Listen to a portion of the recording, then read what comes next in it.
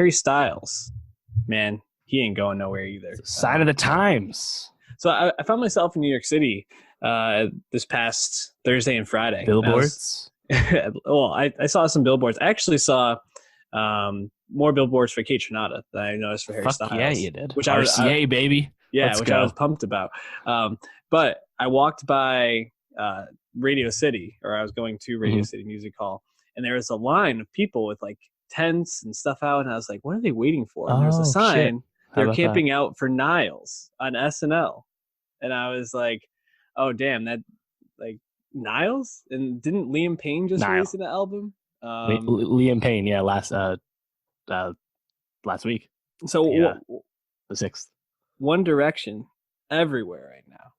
Even though they're not together, they're still constantly in the consciousness. Louis has an album coming out at the end of January as well, his first one.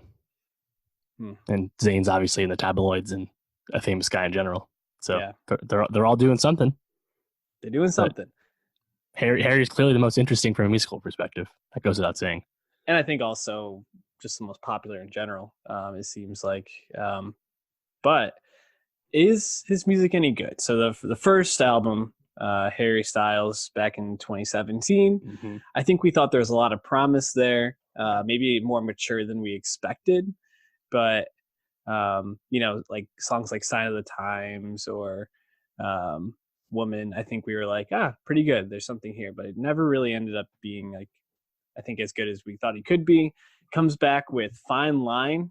And Dave, what did you think of Fine Line? I like the production. I think it sounds pretty good the whole time. Very, very high class. But Harry is not an amazing vocalist. He would never say he was, so he's not going to wow you with that. Therefore, he needs to wow you with his songwriting, or at least just his ideas about the songs he's making. And I just don't know if that's accomplished on this. There's a lot of moments on Fine Line that I just find are very very bland or just uninteresting. Like the second single, Watermelon Sugar. Ooh, perfectly fine. It's just like there's nothing to it though. Anyone could have made that. There's nothing about that screams Harry Styles. I think that's the problem. What is Harry Styles' musical identity? I don't think we know it still. Yeah, no, I agree. I said it's a bad song. I guess it's not a bad song, but I don't like found it. You can call it bad. I found it bland. I found it a bit cringeworthy too. Like, and I think I think that kind of speaks to what you're talking about. Like the writing on this, it's just not very deep. And for an album that's talking about like a real relationship he went through, his breakup with that French model, like Camille Rowe, I think her name is. That's her name. It feels very like surface levelly. Like he's trying to get somewhere, but really only is like, we'll get there. And there was a lot of like press leading up to the release of this, where he, I think he did an interview with Zane Lowe. I watched some clips of, and he's talking about how this was his opportunity to really like go out there and try things they never could in One Direction, and he really got to explore parts of himself he never got to. Did hallucinogenic drugs for the first time.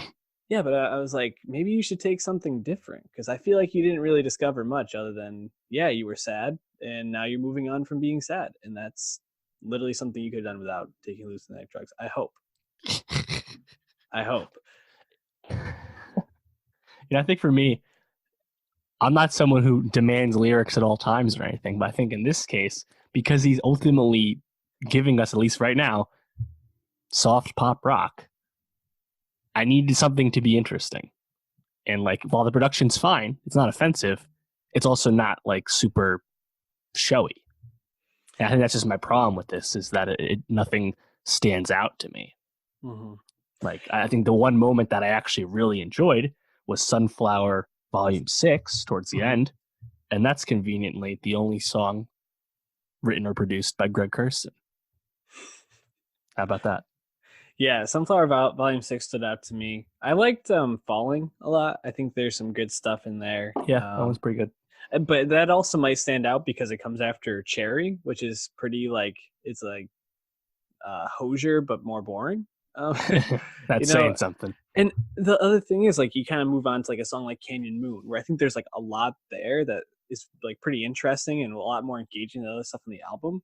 But I found myself just kind of comparing it to, oh, this sounds like maybe like a Vampire Weekend throwaway track, Right. like so or something that or like a rip off track in a sense. I think that's the thing is there's a lot of like things on here where I find myself thinking, oh, this sounds like something else I listened to, or Yeah, this reminds me exactly. of something, but it never Adore You feels sounds like Maroon 5. exactly. Not offensive, definitely radio potential, but Mhm. also not unique or that special. Right. So I think Harry's still trying to find what like makes him him.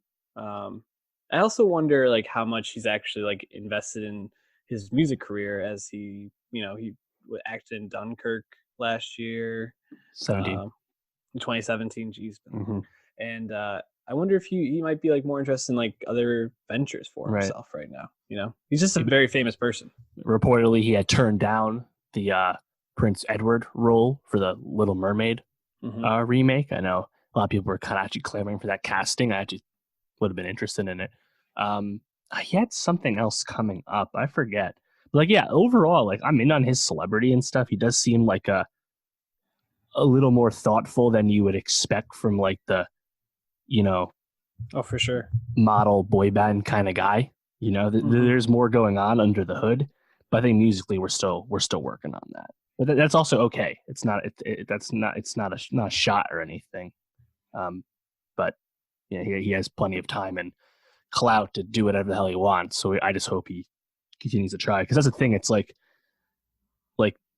when he announced his tour before this album came out, like when the dates went up, like Ticketmaster was trending because he is so popular and so famous that there's so much demand to see him do this tour before we even hear the music.